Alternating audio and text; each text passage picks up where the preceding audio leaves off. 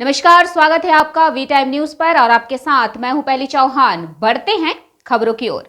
रघुनाथगंज में एक संगठनात्मक बैठक में भाजपा नेता दिलीप घोष, जंगीपुर संगठनात्मक जिले में भाजपा की हार समेत कई मुद्दों पर चर्चा हुई। इस दौरान जिलाध्यक्ष धनंजय घोष और केंद्रीय भाजपा नेता दिलीप घोष मौजूद थे।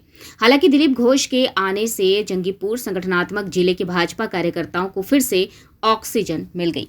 প্রতিনিয়ত ধরা পড়ছে, আজকেও ধরা পড়ছে গুজরাট পুলিশের কাছে উগ্রপন্থী বাংলাদেশ থেকে আসছে, কোনো মাদ্রাসায় শিক্ষক হয়ে সেখানকার ঠিকানায় আধার কার্ড ভোটার কার্ড বানিয়ে সারা ভারতবর্ষ ছড়িয়ে পড়ছে, জম্মু কাশ্মীর থেকে চেন্নাই পর্যন্ত বারবার ধরা পড়েছে তারা নাশকতা বলার কাজে।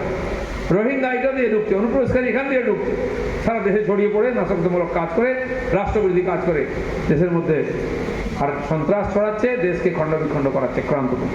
সহযোগিতা কারা করছে? এখানে যারা সরকারে আছে, 50 বছর ধরে এটা চলছে, আগের সরকারও তাই করে, তার আগেও চলেছে। তখন এত ব্যাপক ছিল না, কারণ ওই শক্তি সাহস পাচ্ছে না যে দেশটাকে ভাগ করেছি, এখন কিছু করো না, ভেতরে ভেতরে চক্রান্ত করি, তার পরিণাম দেখছি এখন। এটা শ্যামাপ্রসাদ বুঝেছিলেন, তাই দেশ বিভাজন আটকাতে না পেরে বাংলাকে পাকিস্তানকে ভাগ করেছিলেন, পূর্ব পাকিস্তানকে ভাগ করে পশ্চিমবঙ্গ করেছিলেন। এবং 46-এর 20 জুন বেঙ্গলি হিন্দুর হোমল্যান্ড হিসাবে পশ্চিমবঙ্গ চাই, এই জেলাগুলো যেটা আজকে আমরা পেয়েছি। পশ্চিমবঙ্গ বিধানসভায় প্রস্তাব নিয়েছিলেন, জ্যোতিবাবুরাও তাকে সাপোর্ট করেছিলেন, কমিউনিস্ট পার্টি শক্তি কম ছিল, তিনি প্রস্তাব নিয়েছিলেন হিন্দু বাঙালির হোমল্যান্ড। তাই 20 জুনকে আমরা পশ্চিমবঙ্গ দিবস বলি। আর এই পশ্চিমবঙ্গের জনক ডক্টর শ্যামাপ্রসাদ মুখার্জি, তাকে ভুলিয়ে দেওয়ার চেষ্টা চলছে, পশ্চিমবাংলার নাম পাল্টে বারবার বাংলা করার চেষ্টা হচ্ছে, শ্যামাপ্রসাদের নাম মুছে দেওয়ার চেষ্টা হয়েছে, কোথাও তার উল্লেখ করা যাবে না। উদ্দেশ্য কি? শ্যামাপ্রসাদকে মনে থাকলে তার কাজ দেশ বিভাজন, দেশ বিভাজনের পক্ষে ছিল কংগ্রেস, কমিউনিস্ট।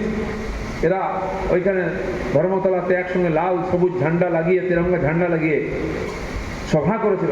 সেখানে সুরাবর্দী, গ্রেট ক্যালকাটা কিলিংয়ের নায়ক এবং জ্যোতি বসে এক ডায়াসে বসে ভাষণ দিয়েছিলেন, স্লোগান উঠছে পাকিস্তান মানতে হবে তবেই ভারত স্বাধীন হবে।